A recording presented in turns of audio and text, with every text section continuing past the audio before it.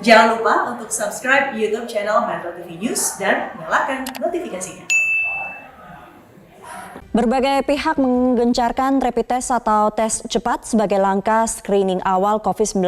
Bahkan rapid test juga menjadi salah satu syarat untuk bepergian. Pertanyaannya, dibandingkan dengan tes swab atau PCR, apakah rapid test ini efektif? Kita akan cek faktanya bersama Dade Salampesi. Silakan Dade. Ya, Sumi dan juga pemirsa, rapid test atau tes cepat ini seolah-olah menjadi andalan dari pemerintah untuk melakukan screening awal dari COVID-19 untuk setidaknya 270 juta masyarakat Indonesia. Kita lihat lini masa atau timelinenya, kenapa rapid test ini bisa dikatakan menjadi andalan oleh pemerintah untuk mendeteksi COVID-19 di masyarakat. Kita lihat informasi grafis yang pertama, secara nasional di pertengahan Maret 2020, Presiden Joko Widodo dalam rapat virtual dengan tim gugus tugas percepatan penanganan COVID-19 di Istana Merdeka meminta agar rapid test cakupannya diperbesar kembali, diperbesar lagi. Waktu itu ada 10.000 target spesimen tes, lalu meningkat menjadi 20.000 hingga 30.000. Dan di akhir Maret, masih di bulan yang sama, Presiden meminta rapid test diprioritaskan untuk tenaga kesehatan dan juga keluarga mereka, khususnya mereka yang sudah ditetapkan sebagai ODP.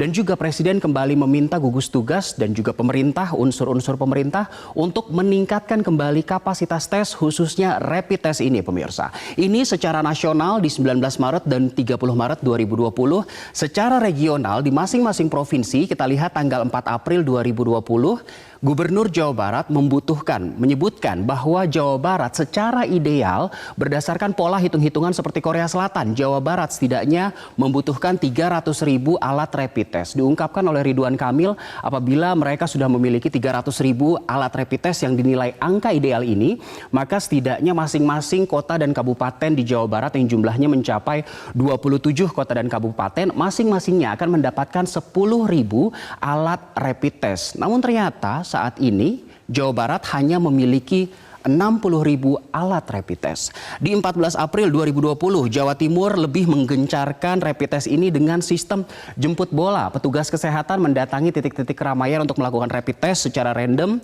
kepada masyarakat. Sementara di ibu kota pada akhir Juni 2020, setidaknya sudah ada hampir 200.000 warga DKI Jakarta yang menjalani rapid test atau tes cepat dan hasilnya hanya 4% yang reaktif dari COVID-19 ini. Dan untuk mendukung PSBB atau pembatasan sosial berskala besar, rapid test atau tes cepat ini menjadi salah satu syarat yang harus dipenuhi oleh orang yang bepergian. Mereka harus memiliki surat bebas COVID-19. Dari lini masa inilah bisa kita lihat bahwa memang rapid test ini menjadi andalan pemerintah untuk memberantas COVID-19 atau setidaknya melakukan screening awal. Hal ini sudah dikonfirmasi oleh pemerintah, dalam hal ini oleh gugus tugas percepatan penanganan COVID-19, disampaikan oleh Dr. Reysa Broto Asmoro yang juga menjabat sebagai Duta AKB, Duta Adaptasi Kebiasaan Baru. Di sini Dr. Reysa pada hari Sabtu 18 Juli 2020 beberapa hari lalu mengungkapkan bahwa kami menyimpulkan bahwa rapid test ini masih diperlukan, pemirsa, untuk screening awal sebagai salah satu upaya yang bisa mengetahui apakah seseorang terinfeksi COVID-19 atau tidak. Sejauh ini bisa kita lihat bahwa memang rapid test ini menjadi idola di kalangan masyarakat atau menjadi andalan pemerintah karena memang masih diperlukan. Alasannya lebih dalam. Apa itu? Kita lihat informasi grafis berikutnya, tapi ternyata ada bantahan atau ditanggapi sinis oleh epidemiolog Universitas Indonesia, yaitu Pandu Riono, yang mengungkapkan bahwa rapid test ini sekarang ini sudah menjadi sesuatu yang komersial. Bahkan Pandu Riono pada 11 Juli 2020 mengungkapkan hal ini sebelum Dr. Reysa mengungkapkan hal tadi. Dia meminta agar stop rapid test untuk prasyarat perjalanan. Itu malah menjadi komersial, kata epidemiolog UI. Masyarakat yang mengalami pandemi tapi ada orang yang mengambil untung. Rapid test itu hanya untuk mengukur tingkat penularan di masyarakat. Pandu juga menyebutkan bahwa rapid test ini tidak efektif jika dibandingkan dengan pemeriksaan dengan pola yang lainnya. Sekarang kita bandingkan antara rapid test dengan cara pemeriksaan yang lainnya. Mana yang lebih efektif dan mana yang lebih efisien. Jadi pemirsa, secara garis besar rapid test atau tes cepat ini alatnya berupa atau seperti alat tes kehamilan. Sementara untuk PCR atau tes swab mengambil sampel DNA dan ditemukan pada 1980 serta biasa digunakan untuk tes HIV, demam berdarah atau DBD, bahkan influenza. Kita lihat lebih detail lagi. Jadi kalau rapid test dia mengambil darah, sementara kalau PCR dia mengambil cairan kerongkongan bisa melalui hidung atau mulut. Dari segi keunggulan kecepatan, rapid test memang lebih cepat karena hasilnya bisa keluar antara 30 menit sampai 3 jam, bahkan bisa lebih cepat dari 30 menit untuk banyak kasus. Sementara untuk PCR sekitar 24 jam atau lebih, bahkan bisa sampai berhari-hari. Ini yang menunjukkan keunggulan dari rapid test karena memang relatif jauh lebih cepat. Tapi ternyata dari sisi keakuratan, rapid test ini tingkat keakuratannya hanya 85% sampai 95% saja. Sementara PCR walaupun hasilnya keluarnya lebih lama dari rapid test, tapi tingkat keakuratannya jauh lebih tinggi atau lebih besar, yaitu 97 sampai 99%, artinya nyaris sangat akurat, hampir 100%. Tapi pemirsa, dari sisi harga memang rapid test ini lagi-lagi memiliki keunggulan lebih daripada PCR. Untuk rapid test sesuai dengan keputusan Kementerian Kesehatan yang dikeluarkan tahun ini, batas atas tarifnya yaitu Rp150.000. Walaupun banyak penyedia layanan kesehatan memberikan harga lebih dari ini, namun memberikan sejumlah paket begitu. Tidak hanya melakukan rapid test, tapi ada paket pemeriksaan kesehatan lainnya.